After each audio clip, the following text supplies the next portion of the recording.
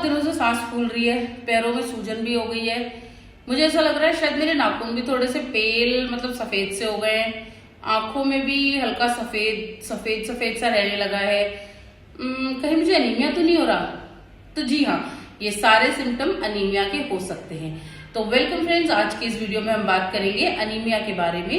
Anaemia जिसको हम बोलते हैं खून की कमी, तो क्या होता है अनीमिया, कितने टाइप का होता है, किस तरीके से आप उसे इन्वेस्टिगेट कर सकते हो और किस तरीके से आप उसे ट्रीट कर सकते हो। तो आइए जल्दी से जान लेते हैं अनीमिया के बारे में। तो अनीमिया जैसा कि आप यहाँ पर देख सकते हो, हमारे पास इतने ढेर सारे टाइप का अनीमिया होता है। सबसे पहले है आयरन डेफिशिएंसी एनीमिया, जो कि आयरन की कमी होने की वजह से आपके खून में अनीमिया पाया जाता है। Pernicious anaemia, sickle cell anaemia, aplastic anaemia, vitamin B12 की डेफिशिएंसी से होने वाला एनीमिया, फोलेट यानी कि फॉलिक एसिड से होने वाला एनीमिया और प्रेगनेंसी रिलेटेड एनीमिया, जो गर्भवती महिलाएं होती हैं उनमें भी इस प्रकार का एक एनीमिया पाया जाता है। तो ये बहुत सारे एनीमियाज हैं जिनमें से आज हम डिस्कस करेंगे आयरन डेफिशिएंसी एनीमिया के बारे में। तो जैसा कि यहाँ पर लिखा हुआ है आयरन, आयरन एक वो पदार्थ है जो कि आपके ब्लड में जाता है और आपके ब्लड के प्रोटीन के साथ मिलके हीमोग्लोबिन को बनाता है, जो कि आप लोगों ने सुना होगा हीम और ग्लोबिन। तो ग्लोबिन जो है, ग्लोबिन आपका प्रोटीन है और हीम जो है ये आपका आयरन कंटेंट है।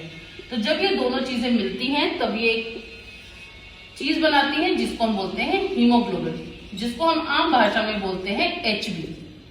तो आपने सुना होगा HB काउंट। तो जब भी आप अपनी ब्लड की इन्वेस्टिगेशन कराते हैं, स्पेशली जब आप कंप्लीट ब्लड काउंट कराते हो CBC, तो उसमें आपको HB की वैल्यू, तो HB जो मेल्स में रहता है वो रहता है 14 to 16 mg/dl, और अगर हम फीमेल्स की बात करें तो फीमेल्स में रहता है आपका 12 to 14 mg/dl। अगर किसी भी मेल का HB 14 से कम है और फीमेल का 12 से कम है तो देयर आर चांसेस कि उस पेशेंट को अनीमिया हो सकता है। ये हम एडल्ट वैल्यूज की बात कर रहे हैं, पीडियाट्रिक यानी कि बच्चों की बात नहीं कर रहे हैं। तो अगर किसी में भी आप देख रहे हो कि जो सिम्टम्स हमने शुरू में पढ़े कि अगर किसी को बहुत ज्यादा सांस फूल रही है, थोड़ा सा चलने पे आप थक जाते हो, आपका मूड बहुत ज्यादा इरिटेटेड रहता है, आप चिड़चिड़े रहने लगे हो, आपके हाथ पैर सफेद पड़ने लगे, आपके नाखूनों में सफेदी आ गई है और आपके पैरों में सूजन है और कहीं ना कहीं आपको लगता है कि शायद आप में पहले वाली ताकत एनर्जी नहीं है, तो आप करते हैं इन्वेस्टिगेशन की, मतलब कि कौन सी जांच आप करा सकते हैं जिससे कि आप रूल आउट कर सकते हैं कि आपको आयरन डेफिशिएंसी एनीमिया है। सबसे पहली जांच है ब्लड टेस्ट, जिसमें कि हम मरीज को बोलते हैं कि आप CBC कराओ। CBC का मतलब होता है कंप्लीट ब्लड काउंट, जिसमें कि हम मेनली आपकी HB वैल्यूज जानते हैं। इसके अलावा हमारे पास MCH और MCVC, ये सारी वैल्यूज जब आप जानते हो तो आप इससे रूल आउट कर सकते हो कि पेशेंट को अनीमिया है या नहीं। तो बहुत जरूरी है कि आप सबसे पहले अपनी HB वैल्यूज को चेक करें। अगर आपके HB वैल्यूज अगर आपको लगता है कि कम है और आपको अनीमिया है तो जल्द से जल्द आप अपने डॉक्टर को दिखाएं। अब जानते हैं कि आप इसको प्रिवेंट कैसे कर सकते हैं, क्योंकि हम सब ने बचपन से सुना है prevention is better than cure. तो अगर आपको अनीमिया हो गया है, बाद में ट्रीट करने से बेहतर है कि आप शुरू से ही इसको ठीक रखने की कोशिश करें। तो जल्दी से जानते हैं इसके प्रिवेंशन। सो प्रिवेंशन में सबसे पहली चीज आपको अच्छी डाइट खानी है, एक ऐसी डाइट जिसमें आयरन जो है वो की अच्छी मात्रा में पाया जाता हो।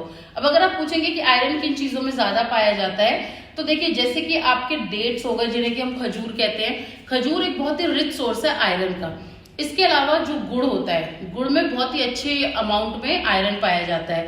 काले चने हो गए, आप अगर आपके लिए पॉसिबल है तो आप अपने जो स्नैक्स होते हैं स्नैकिंग टाइम पे काले चने और गुड़ अच्छे से खा सकते हैं, जो कि एक बहुत अच्छा आयरन का सोर्स है। इसके अलावा पालक हो गया, जितनी भी ग्रीन लीफी वेजिटेबल्स होती हैं, मीट है, इन सब में आयरन अच्छे अमाउंट में पाया जाता है। अगर आप नॉनवेज नहीं खाते हैं तो आप देखेंगे जो आपका जितनी भी ग्रीन लीफी वेजिटेबल्स हैं इनमें आयरन बहुत अच्छे अमाउंट में पाया जाता है।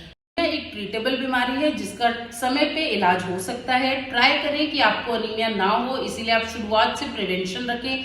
हमेशा अच्छा भोजन खाएं, आयरन युक्त चीजें खाएं, स्पेशली जो लेडीज या जो फीमेल्स जिनको मेंस्ट्रुएशन होते हैं वो लोग उस टाइम पे स्पेशल ध्यान रखें।